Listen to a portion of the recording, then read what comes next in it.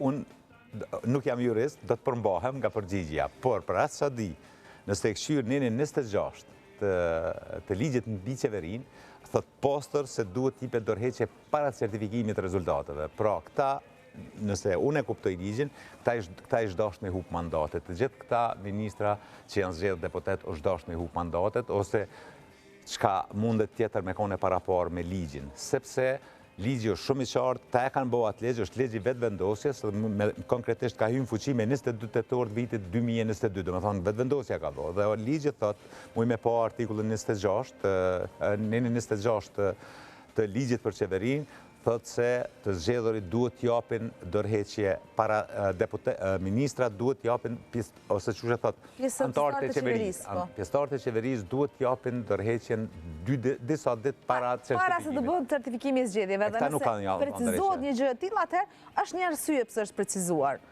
Atëherë sigurisht hartuesi në këtë rast qeveria, lëvizja vetëvendosje duhet më na tregu çka kanë menduar, çu duhet më dhënë dorëheqje para certifikimit të rezultateve pse nuk kanë dhënë dorëheqje. Mirë, po ne po flasim për komplet shkelje të ligjit, pra. Është komplet. Me dy këmbë. Sepse deri tash nuk kemi folur për këtë lëshimin e mandateve dhe kemi edhe ligjin mbrapa. Nëse kemi mundësi. Po pra, atëherë kemi. Në rast se antari i qeverisë në detyrë zgjitet deputet i Kuvendit të Republikës së Kosovës, i njëjti duhet të jap dorëheqje nga posti i antarit të qeverisë para ditës së certifikimit të rezultatit të zgjedhjeve. Nuk të duhet me qenë jurist. Nuk duhet me qenë as me nivel akademik, për me lexuesit ta me kuptu. Kjo shumë e madhe, pse është mbajtur faktikisht qeveria, opozita është i bon derë qeverisë, sepse kjo, nëse e pash edhe ekspertet gjykatës kushtetuese, ekspertet kushtetuesës thanë se po që se kish me u bon një qeveri, me këto shkelje, kush do që ta kish ngrit këtë çështjen gjykatë kushtetuese, zgjedhja e qeverisë do të ishte i kundërligjshëm dhe do të na çonte të zgjedhja. Zgjedhjet i tjera.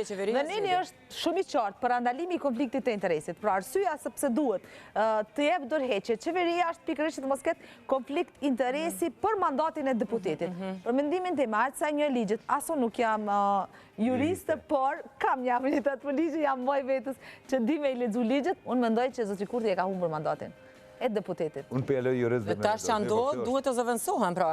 Unë besoj se do të duhet zëvendësoheshin, sepse është absurde për shkak të 15 viteve me shkuën zgjedhje. Nëse veç kjo mos do të duhet aplikohet, domethënë që ata ta kenë të humbur mandatin e deputetit. Nuk e di çfarë masa tjera mund të binë shprehje.